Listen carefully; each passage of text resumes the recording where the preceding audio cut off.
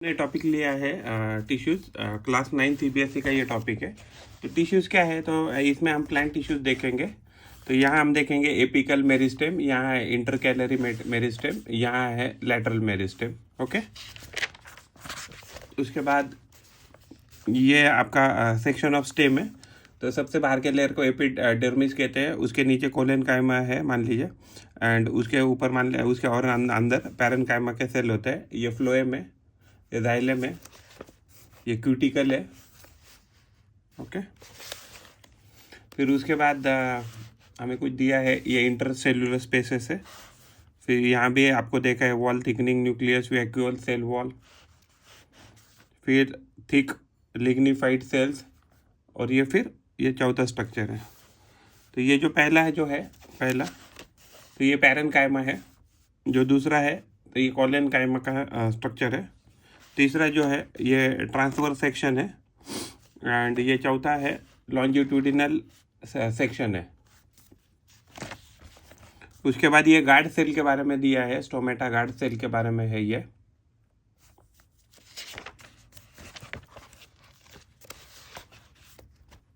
उसके बाद ये एनिमल टिश्यू है जिसको हम स्किन कह सकते हैं। फिर उसके बाद ये ट्रैकेड ये प्रोटेक्टिव टिश्यू है, तो जो स्किन जैसे रहता है। और फिर ये ट्रैकेड है, फिर ये वेसल्स है, फिर ये जाइलम पैरेनकाइमा है। फिर उसके बाद ये टाइप्स ऑफ कॉम्प्लेक्स टिश्यू है, sieve plate, sieve tube, phloem parenchyma and companion cell के बारे में यहाँ दिखाया है। उसके बाद हम पढ़ेंगे एनिमल टिश्यू। तो एनिमल टिश्यू ये स्टमक है, फिर ये स्टमक का कुछ इंटरनल स्ट्रक्चर है। फिर ये लोकेशन, फिर ये न्यूक्लियस, स्मूथ मसल, तो स्मूथ मसल के बारे में ये दिया है। फिर एपिथेलियल टिश्यू। उसके बाद सबसे पहले आता है स्क्वैमस, सिंपल। उसके बाद स्ट्रैटिफाइड स्क्वैमस, उसके बाद है क्यूबॉइडल स्क्वैमस, उसके बाद आता है कॉलमनार या सिलिएटेड कह सकते हैं। उसके बाद हम पढ़ेंगे इसमें ये क्या दिया है, साइटोप्लाज्म दिया है, साइटोप्लाज्म इजोफिल। तो ये एग्जैक्टली WBCs है, तो WBCs के बारे में दिया है। उसके बाद ये RBCs है। ओके, फिर उसके बाद ये एरियोलर टिश्यू है, और ये फिर नीचे ये एरियोलर हो गया ये वाला, और उसके बाद ये एडिपोस टिश्यू है। बारे में ये मसल सेल्स के बारे में है। तो ये स्ट्रिएशन मसल सेल्स में होता है, ये मल्टी न्यूक्लियोटाइड होता है।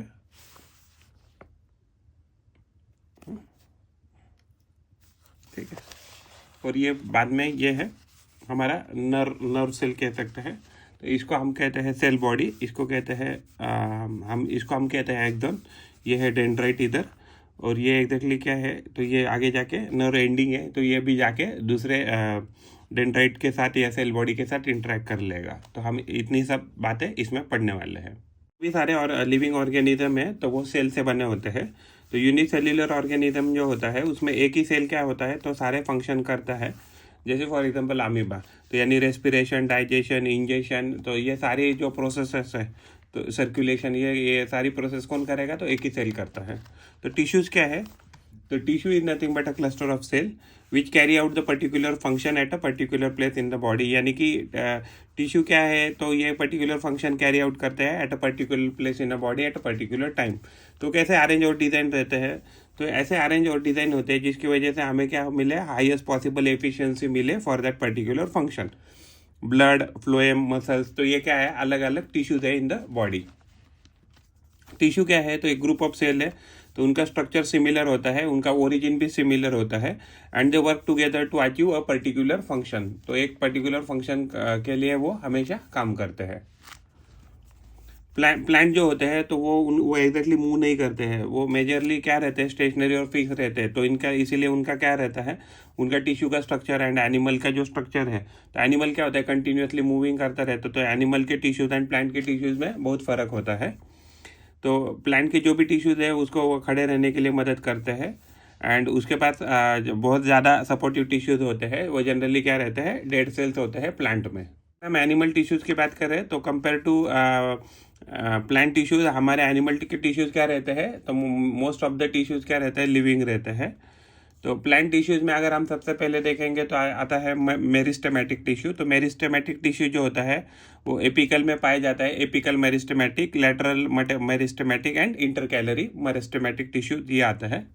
तो अभी यहाँ मेरिस्टेम लिखने का रहेगा। हाँ, तो जो मेरिस्टेम टिश्यूज है तो वो एग्जैक्टली डिवाइडिंग होता है, यानी कि वो बहुत सारे नया टिश्यूज़ को प्रोड्यूस करता है। कुछ समय के बाद, जो प्रोड्यूस करने के बाद वो जो प्रोड्यूस हुआ जो टिश्यू या सेल है वो डिफ्रेंशिएट हो जाता है। और डिफ्रेंशिएट होकर पर्टिकुलरली कुछ ना कुछ फंक्शन करता है और वो कन्वर्ट हो जाता है एक पर्टिकुलर टिश्यू में। और जो मेरिस्टेमेटिक जो सेल्स होते हैं वो बहुत एक्टिव रहते हैं, उनमें बहुत सारा डेंस साइटोप्लाज्म होता है। उनका जो वॉल जो होता है वो थिन सेल्यूलोज का वॉल होता है, क्योंकि उनको कंटिन्यूसली डिवाइड करना होता है। और उनका न्यूक्लियर प्रोमिनेंटली हमें दिखता है। और उनके पास क्या नहीं होता है, तो उनके पास वैक्यूल्स नहीं होता है। मेरिस्टेमेटिक टिश्यूज की बात करें तो ये एपिकल मेरिस्टेम सबसे ऊपर है और बीच में इंटरकैलरी मेरिस्टेम है और यहाँ भी इंटरकैलरी मेरिस्टेम है। और यहाँ जो ये स्टैंडिंग लाइन दिख रहा है ये ग्रीन वाला, तो ये लैटरल मेरिस्टेम है। तो ये सारे मेरिस्टेमेटिक टिश्यूज के प्रकार है।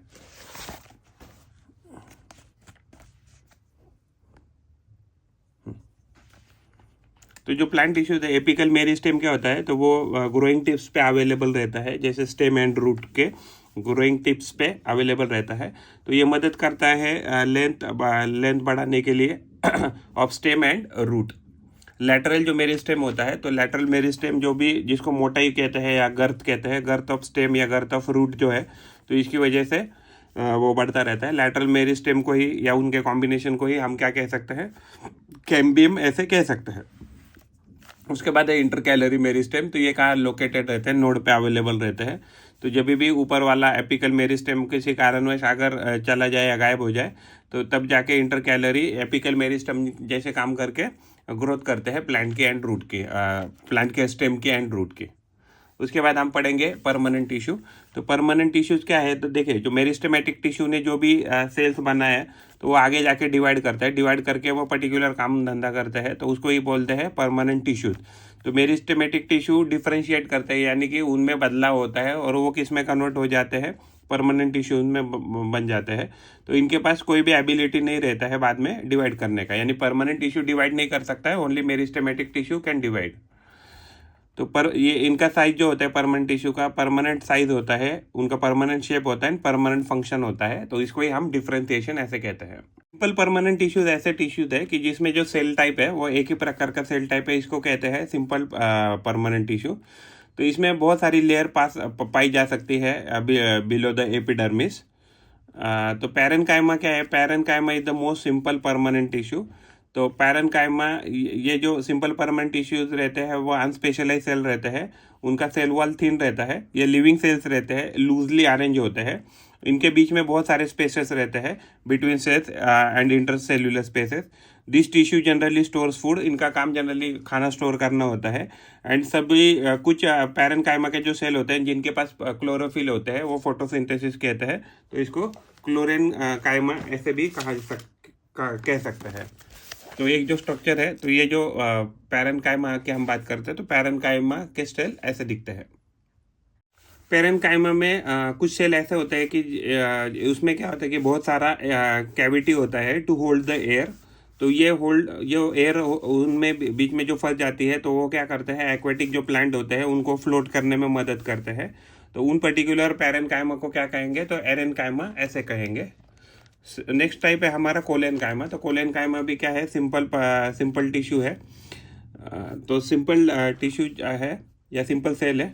तो ये एग्जैक्टली प्लांट को फ्लेक्सिबिलिटी प्रोवाइड करता है। जब भी बेंडिंग करना होता है किसी भी पार्ट का, जैसे टेंड्रिल हो, स्टेम ऑफ क्लाइंबर्स हो, तो ये क्या करता है, लीफ हो, तो इनको एग्जैक्टली जो बेंडिंग करने का मूवमेंट है, तो वो विदाउट ब्रेकिंग बेंडिंग करने में मदद करता है और ये मैकेनिकल सपोर्ट भी प्रोवाइड करता है। अगर हम लीफ स्टॉक की बात करें तो यहाँ कहाँ प्रेजेंट होते हैं, लीफ स्टॉक्स में अवेलेबल रहते हैं और एपिडर्मिस के नीचे अवेलेबल होते हैं।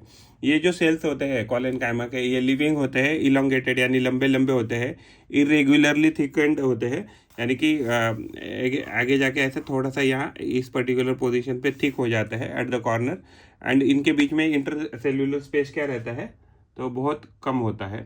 तो ये जो ड्राइंग है यहाँ ये वाला, तो ये किसका ड्राइंग है, तो ये कोलेनकाइमा का ड्राइंग है। तो इसमें अगर आप देखेंगे तो इसके बीच में क्या है, स्पेसेस नहीं है। और यहाँ यहाँ अगर आप यहाँ पर्टिकुलर कॉर्नर में देखेंगे तो क्या क्या हो गए, वो थिक हो गए हैं। ये जो थिक लिग्निफाइड वॉल वाले जो सेल है, तो इसको हम स्क्लेरेनकाइमा कह सकते हैं। तो इसका हमने अगर ट्रांसफर सेक्शन लिया तो हमें जो लगभग ऐसा दिखेगा। हाँ? तो ये स्क्लेरेनकाइमा है। तो स्क्लेरेनकाइमा में, तो स्क्लेरेनकाइमा क्या है, एक परमानेंट टिश्यू का टाइप है। ये क्या करता है, प्लांट को हार्ड एंड स्टिफ बना देता है। जैसे for example husk of coconut देखेंगे तो हस्क ऑफ कोकोनट यानी कि जो बाहर के जो फाइबर रहते हैं वो किससे बने रहते हैं, स्क्लेरेनकाइमा से बने रहते हैं। ये एग्जैक्टली एक डेड सेल्स है।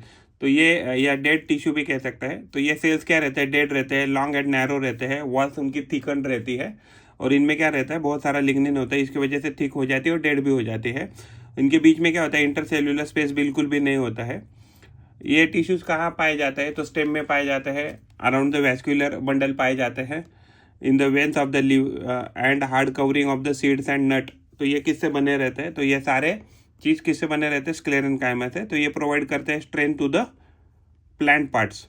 तो ये कहाँ कहाँ रहते हैं, स्टेम में रहते हैं, अराउंड द वैस्कुलर बंडल यानी जाइलम एंड फ्लोएम के अराउंड रहते हैं, in the when of leave यानी कि जो अगर आप पत्ती देखें, अगर ये लीफ है, मान लीजिए अगर ये लीफ है, तो ये जो मिड रिब है, तो ये क्या है, एक प्रकार का वेन ही है। तो ये सारे मैंने अभी ड्रॉ किया, ये क्या है, तो ये वेन है, तो इस वेन में रहती है। और ये हार्ड कवरिंग यानी कि जो भी सीड के ऊपर जो भी कवरिंग रहता है या नट के ऊपर कवरिंग रहता है वो स्क्लेरेनकाइमा से बना रहता है। एपिडर्मिस क्या है, तो एपिडर्मिस आउटर मोस्ट जो लेयर होती है किसी भी सेल की, तो इसको हम एपिडर्मिस ऐसे कह सकते हैं।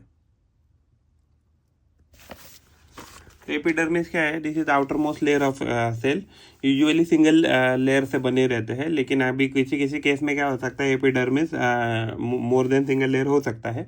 अगर ड्राई हैबिटेट की बात करें तो एपिडर्मिस जो होता है वो थिक होता है और इसकी वजह से प्रोटेक्शन मिलता है प्लांट को, for the protection against the water loss, उनको प्रोटेक्शन मिलता है।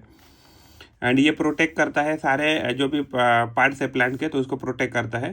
जो एरियल पार्ट है प्लांट का, तो वहाँ वो क्या करता है, एपिडर्मिस सीक्रेट वैक्सी लेयर करता है।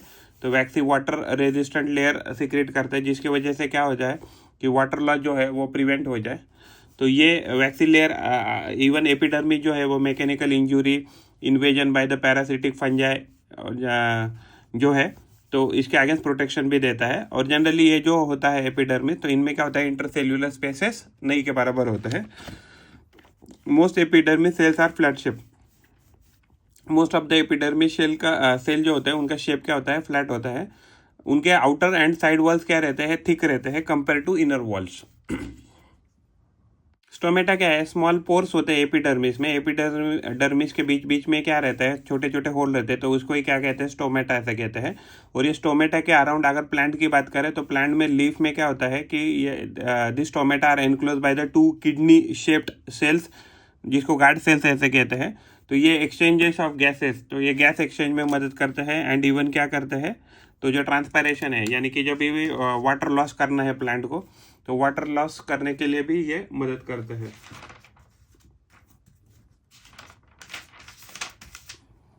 एपिडर्मिस में ये फोटो है स्टोमेटा का, तो ये गार्ड सेल्स है।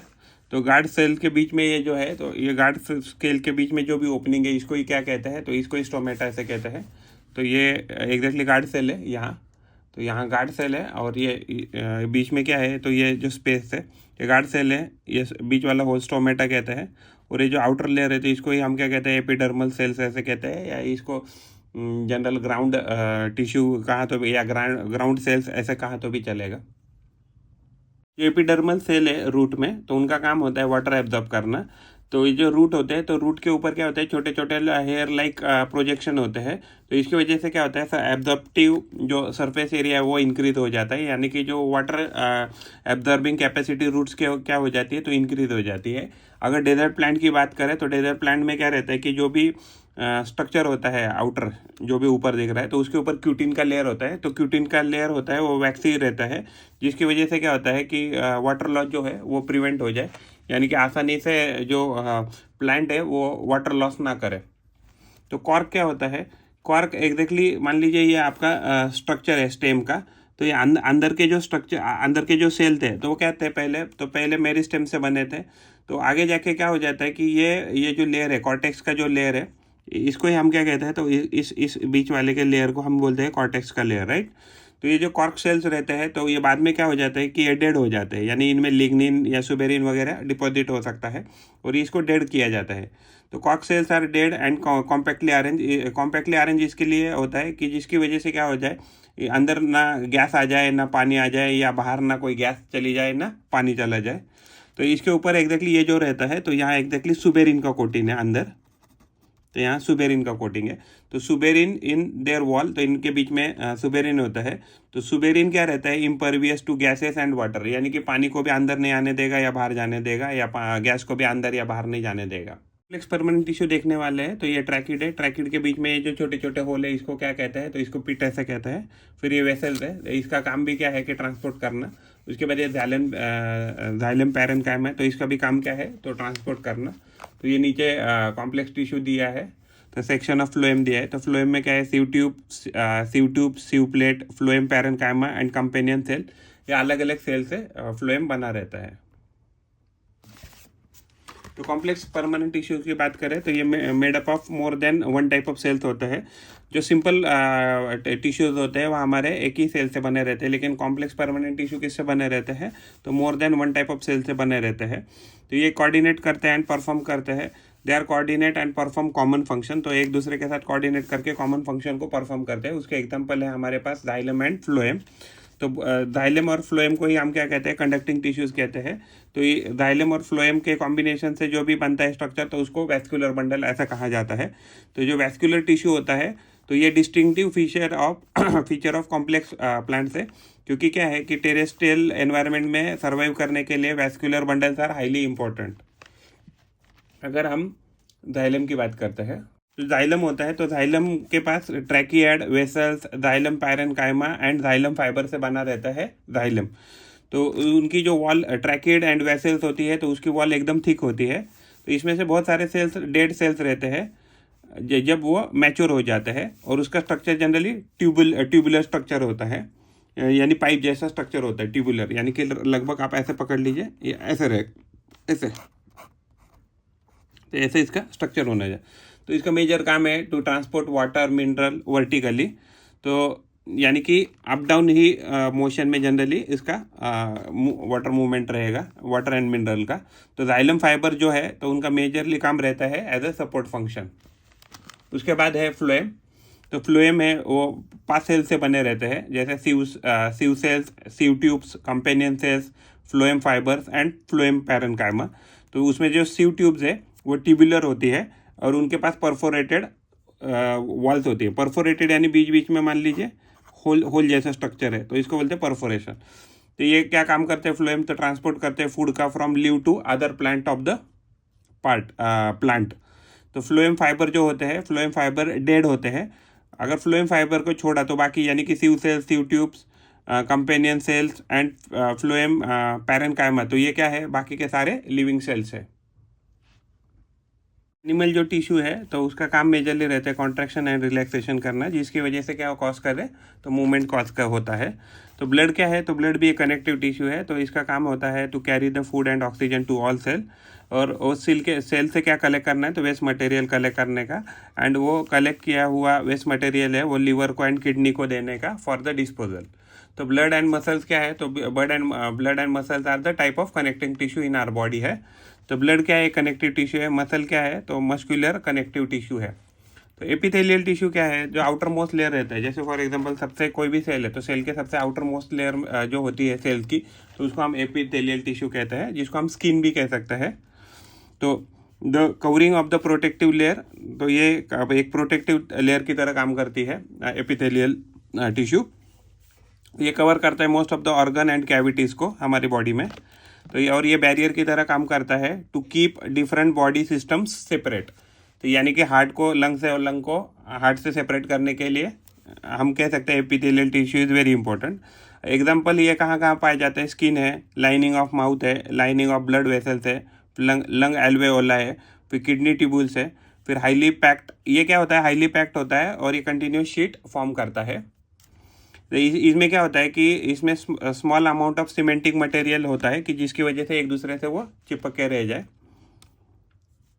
एंड इनके बीच में क्या होता है, कोई भी इंटरसेल्यूलर स्पेस नहीं होता है। तो ये क्या रेगुलेट करता है epithelial tissue, regulate exchange of material inward and outward को वो रेगुलेट करता है। And all tissues are separated, यानी कि ऊपर वाला जो आउटर मोस्ट जो टिश्यू है वो नीचे वाले टिश्यू से सेपरेट होता है by extracellular fibrous basement membrane. तो एक्स्ट्रा सेल्यूलर बेसमेंट मेम्ब्रेन से ये दोनों, मान लीजिए एक टिश्यू है और ये नीचे वाला उसका टिश्यू, तो ये क्या रहेगा, ये बीच वाला जो लेयर है वो है extra cellular fibrous basement membrane है। तो डिफरेंट जो एपिथेलियल टिश्यूज होते हैं या सेल्स होते हैं उनके स्ट्रक्चर अलग अलग होते हैं। तो अलग, क्योंकि उनका काम क्या रहता है, हर एक जो एपिथेलियम टिश्यू है उसका काम क्या रहता है, यूनिक रहता है। तो हर एक एपिथेलियम एक पर्टिकुलर काम ही करता है। देखेंगे एपिथेलियल टिश्यू, तो ये स्क्वैमस है, ये फ्लैट रहता है, ये फ्लैट टाइल जैसा स्ट्रक्चर बनाता है। एक के ऊपर बहुत सारे स्क्वैमस अगर टिश्यू आ जाएंगे तो क्या बनाएंगे, स्ट्रैटिफाइड, यानी कि एक के ऊपर बहुत सारे स्क्वैमस टिश्यूज यहाँ आते हैं तो स्ट्रैटिफाइड स्ट्रक्चर बनाते हैं। अगर ये क्यूब जैसा स्ट्रक्चर है तो इसको क्यूबॉइडल एपिथेलियल टिश्यू ऐसे कहते हैं।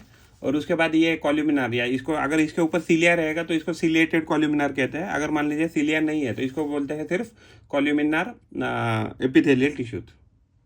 तो जो एपिथेलियल टिश्यूज होते हैं, तो पहले है सिंपल स्क्वैमस एपिथेलियल टिश्यू। तो ये क्या होता है, एक्सट्रीमली थिन होता है, फ्लैट होता है और डेलिकेट लाइनिंग फॉर्म करता है।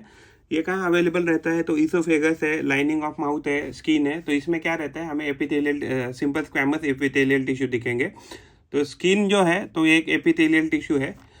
इसमें क्या होता है कि स्किन में बहुत सारी लेयर्स क्या होती है तो अरेंज की जाती है so that to prevent wear and tear of the skin, और स्किन टिश्यूज कह सकते हैं। अगर मान लीजिए बहुत सारे लेयर में अगर अवेलेबल है तो इसको हम, जैसे फॉर एग्जांपल स्किन है, तो स्किन में क्या होता है, बहुत सारे लेयर होते हैं तो उसको क्या कहते हैं, स्ट्रैटिफाइड स्क्वैमस एपिथेलियम ऐसे कहते हैं। उसके बाद है कॉल्यूमिनार एपिथेलियल टिश्यू। इसका मेजर काम रहता है एब्जॉर्प्शन एंड सिक्रीशन। तो ये कहाँ पाए जाते हैं, इनर लाइनिंग ऑफ इंटेस्टाइन में हमें पाए जाते हैं। तो रेस्पिरेटरी ट्रैक में भी ये पाए जाते हैं। रेस्पिरेटरी ट्रैक में क्या होता है, इनके पास सीलिया होता है। तो सीलिया का काम क्या रहता है कि जो भी मान लीजिए अनवांटेड जो भी मटेरियल आया है लंग्स के अंदर या विंड पाइप के अंदर, तो उसको ऊपर ढकल कर बॉडी के बाहर फेंक देने का काम रहता है इनका। तो respiratory tract it has a cilia hair like a projection on the outer surface. तो सीलिया क्या करती है, तो जो भी म्यूकस से म्यूकस को ऊपर पुश करती है, जिसकी वजह से जो भी अनवांटेड मटेरियल है तो उसमें चिपक के बाहर निकल जाए। एंड जब अगर इसके पास सीलिया है तो इसको सीलिएटेड कॉल्यूमिनार एपिथेलियम कहते हैं। लेकिन मान लीजिए अगर सीलिया नहीं है तो सिर्फ उसको कॉल्यूमिनार एपिथेलियल टिश्यू कहा जाएगा। उसके बाद एक क्यूबॉइडल एपिथेलियम। तो यहाँ भी एक कोई सिक्रेशन करना है, ग्लैंड बनाना है तो क्यूबॉइडल एपिथेलियम से बना रहता है तो भी चलेगा। तो ये जो क्यूब, ये जनरली ये क्यूब शेप के रहते हैं। तो इनका जो फॉर एग्जांपल ये अवेलेबल रहते हैं लाइनिंग ऑफ किडनी ट्यूब्यूल्स में, डक्ट ऑफ सलाइवरी ग्लैंड में अवेलेबल होता है और ये मैकेनिकल सपोर्ट प्रोवाइड करते हैं। और इनका एडिशनल स्पेशलाइजेशन क्या है, तो एज ए ग्लैंड सेल की तरह भी ये काम करते हैं। तो ये सिक्रीट करते हैं substances at the epithelial surface. The glandular epithelium कब बनेगा, जब portion of the epithelial tissue is fold inward. तो छोटा सा पोर्शन क्या हो जाएगा, मान लीजिए ये कोई तो टिश्यू है, ये मान लीजिए पहला ऐसा टिश्यू कोई तो था, लेकिन अभी उसका स्ट्रक्चर क्या हो गया, हल्का सा इनवर्ड हो गया है।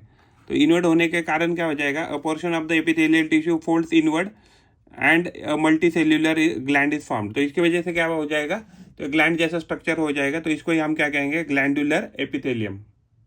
कनेक्टिव टिश्यू की बात करें तो ब्लड क्या है, तो ब्लड एक कनेक्टिव टिश्यू है। तो जो सेल होते हैं तो ये इसमें कनेक्टिव टिश्यू में लूजली स्पेस होता है and embedded in intra cellular matrix. तो ये एग्जैक्टली ये जो सेल होते हैं कनेक्टिव टिश्यू के, वो कहाँ होते हैं, embedded in intra cellular matrix में एम्बेडेड होते हैं।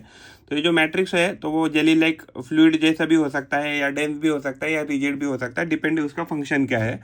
और nature of the matrix differs in accordance with the function of the particular connective tissue. तो यानी कि मैट्रिक्स का जो स्ट्रक्चर है वो किस पे डिपेंड रहेगा, तो वो पर्टिकुलरली क्या काम करेगा, तो उस पर डिपेंड करेगा। तो ब्लड क्या है, तो ब्लड एक कनेक्टिव टिश्यू है। तो ये एग्जैक्टली एक जो फ्लूइड होता है, ब्लड जिस फ्लूइड से बना रहता है मेजरली, तो उसको प्लाज्मा ऐसे कहते हैं, वो एक लिक्विड स्टेट में होता है। तो ब्लड में क्या होता है, तो ब्लड में प्लाज्मा होता है, आरबीसी होता है, डब्ल्यूबीसी होता है, प्लेटलेट होता है, जो सस्पेंडेड रहता है उसमें। प्लाज्मा किससे बना रहता है, तो प्रोटीन, सॉल्ट और हार्मोन से बना रहता है। एंड ब्लड फ्लोज, तो ब्लड जब भी फ्लो करता है तो ट्रांसपोर्ट ऑफ गैसेस करता है, डाइजेस्टेड फूड का ट्रांसपोर्ट करता है, हार्मोन का ट्रांसपोर्ट करता है। एंड जो वेस्ट मटेरियल है, तो वेस्ट मटेरियल को डिफरेंट बॉडी पार्ट यानी किडनी लिवर के पास लेके जाने का काम भी कौन करता है, तो ब्लड ही करता है। बोन क्या है, बोन है it is a type of a connective tissue, तो एक फ्रेमवर्क फॉर्म करता है और सपोर्ट करता है बॉडी को। ये मसल को एंकर करने के लिए यानी कि मसल को सही से एक जगह पे लोकेट करने के लिए मदद करता है। And support the organ of the body, तो हमारे जो भी बॉडी के ऑर्गन है तो उसको सपोर्ट करने के लिए भी बोन मदद करता है। It is a strong and non flexible tissue, तो ये कैसे बना है, तो ये स्ट्रॉन्ग है एंड ये नॉन फ्लेक्सिबल है, यानी कि इसमें फ्लेक्सिबिलिटी नहीं है। तो बोन सेल जो है वो embedded in a hard matrix. अगर हमने इसका प्लाज्मा देखा, ब्लड का प्लाज्मा देखा तो लिक्विड स्टेट में था, लेकिन अगर बोन सेल का अगर ये देखेंगे, अगर हम मैट्रिक्स देखेंगे तो ये क्या है, हार्ड मैट्रिक्स है and it is composed of calcium. तो ये जो मैट्रिक्स है बोन का, तो वो बना रहता है कैल्शियम एंड फॉस्फोरस कंपाउंड से। लिगामेंट जो है वो एक टाइप का कनेक्टिव टिश्यू है, तो ये क्या कनेक्ट करता है, दो बोन को एक दूसरे के साथ कनेक्ट करने का काम करता है लिगामेंट। तो ये टाइप ऑफ कनेक्टिव टिश्यू है, तो ये बहुत इलास्टिक होता है एंड उसके जो लेंथ है उसके पास कंसिडरेबल लेंथ होती है, और इसके पास जो भी मैट्रिक्स है वो थोड़ा सा ही मैट्रिक्स अवेलेबल होता है। If you talk about the tendons, तो टेंडन्स क्या है, तो एक टाइप ऑफ कनेक्टिव टिश्यू है, तो ये बोन्स को मसल के साथ कनेक्ट करने का काम करता है। एक फाइब्रस टिश्यू है, इसकी जो स्ट्रेंथ है it has a great strength, but अगर फ्लेक्सिबिलिटी में इसके पास फ्लेक्सिबिलिटी बहुत कम है, लेकिन लिगामेंट की बात करें तो लिगामेंट की जो फ्लेक्सिबिलिटी है वो बहुत ज़्यादा है। कार्टिलेज क्या है, कार्टिलेज एक कनेक्टिव टाइप ऑफ टिश्यू है, तो ये जो कार्टिलेज के जो सेल्स होते हैं वो वाइडली स्पेस रहते हैं, यानी कि उसमें बहुत सारी गैप होती है। तो जो सॉलिड मैट्रिक्स होता है, कार्टिलेज का जो भी मैट्रिक्स होता है सॉलिड रहता है और वो बना रहता है प्रोटीन से एंड शुगर से। ये कार्टिलेज का काम रहता है to smoothen the bone surface at a joint, तो जहाँ भी दो बोन ज्वाइन कर रहे हैं तो उस पर्टिकुलर एरिया को या सरफेस को स्मूथ करने का काम कार्टिलेज करता है। तो ये प्रेजेंट होता है नोज में, ईयर में, ट्रैकिया में एंड लैरिंग्स में। We can fold the cartilage of ear, तो इतना वो सॉफ्ट रहता है कि we can easily fold the ear. Areolar connective tissue, ये it is a type of connective tissue areolar, तो ये कहाँ पाया जाता है, स्किन और मसल के बीच में पाया जाता है। अराउंड द ब्लड वेसल्स भी ये पाया जाता है, around the nerves and in the bone marrow में भी ये पाया जाता है। तो ये क्या करता है, ये फील करता है स्पेस इनसाइड द ऑर्गन, तो अगर ऑर्गन के बीच में कुछ अगर गैप है, दो ऑर्गन के बीच में या इवन ऑर्गन के बीच में कि कोई गैप है, तो एरियोलर टिश्यू वो फील करता है। तो ये सपोर्ट करता है इंटरनल ऑर्गन को एंड ये जो टिश्यू है तो टिश्यू का रिपेयर में भी हेल्प करता है। एडिपोस टिश्यू जो है ये एक टाइप ऑफ कनेक्टिव टिश्यू है, तो ये फैट को स्टोर करता है। ये कहाँ पाया जाता है, तो स्किन के नीचे पाया जाता है and between the internal organ के बीच में भी एडिपोस टिश्यूज पाया जाता है। तो इसके सेल जो होते हैं वो फैट ग्लोब्यूल से भरे हुए रहते हैं। तो ये क्या करते हैं, स्टोरेज ऑफ फैट करते हैं। तो वो स्टोरेज ऑफ फैट क्या करता है, it act as a insulator, यानी कि हमें ठंडी वगैरह कम लगती है because of the storage of fat, तो इसको हम एडिपोस टिश्यू ऐसे कहते हैं। उसके बाद है मस्कुलर टिश्यू, तो मस्कुलर टिश्यू क्या है, तो ये भी एक कनेक्टिव टिश्यू है। तो muscle itself is a connective tissue, तो इनके जो सेल होते हैं वो इलोंगेटेड होते हैं, तो इसको ही हम मसल फाइबर्स ऐसे कहते हैं। मसल टिश्यू के जो भी सेल्स हैं तो उसको हम मसल फाइबर ऐसे कह सकते हैं। तो ये रिस्पॉन्सिबल रहता है फॉर द बॉडी मूवमेंट। तो इनमें एक स्पेशल प्रोटीन रहता है जिसको हम कॉन्ट्रैक्टाइल प्रोटीन कह सकते हैं, कि जो कॉन्ट्रैक्टाइल रिलैक्स करता है मसल को, जिसकी वजह से जो मूवमेंट है वो आसानी से हो सकती है। वॉलंटरी मसल ऐसे मसल है कि जो हमारे विल पे मूव कर सकते हैं। इनको स्केलेटल मसल ऐसा भी कहा जाता है। ये मोस्टली बोन्स को अटैच रहते हैं और हमारे बॉडी मूवमेंट में मदद करते हैं। और उनमें क्या होता है, alternate dark and light band होते हैं, जिसको स्ट्रिएशन ऐसे कहा जाता है, और इसको स्ट्रिएटेड मसल्स ऐसे भी कहा सकता है। Voluntary muscles are also called as the striated muscles. तो इनके शेप लॉन्ग होता है, सिलेंड्रिकल होता है एंड अनब्रांच होता है, और ये मल्टी न्यूक्लिएटेड होते हैं, यानी कि उनके जो सेल्स होते हैं उसमें एक से ज़्यादा न्यूक्लियस पाए जाते हैं। कार्डियक मसल कौन से मसल है, तो ये एक प्रकार के कनेक्टिव टिश्यू ही है। तो ये मसल्स ऑफ हार्ट है कार्डियक मसल। तो फंक्शन जो है उनका काम है रिदमिक कॉन्ट्रैक्शन है and relaxation of heart till we are alive. These are involuntary muscle, यानी हम उसके मूवमेंट को कंट्रोल नहीं कर सकते हैं। इनका जो स्ट्रक्चर है वो सिलेंड्रिकल होता है, ब्रांच होता है एंड यूनिन्यूक्लिएटेड, यानी इसमें कितने न्यूक्लियस पाए जाएंगे सेल में, तो एक ही न्यूक्लियस पाया जाएगा। स्मूथ मसल्स, इसको इनवॉलेंट्री मसल ऐसे भी कहा जाता है। तो ये it's the type of connective tissue, तो हम इसके मूवमेंट को कंट्रोल नहीं कर सकते हैं। ये कहाँ पाए जाते हैं? For example iris of I, ureters, bronchi of lungs, तो यहाँ ये पाए जाते हैं। इनका स्ट्रक्चर कैसा होता है? लॉन्ग होता है with pointed and spindle shape रहता है। तो रफली एक ऐसा कह सकते हैं कि ऐसा उनका क्या रहता है, स्ट्रक्चर रहता है। यूनिन्यूक्लिएटेड रहता है, यानी इनमें एक ही न्यूक्लियस पाया जाएगा, having single nucleus, also called as unstriated muscles.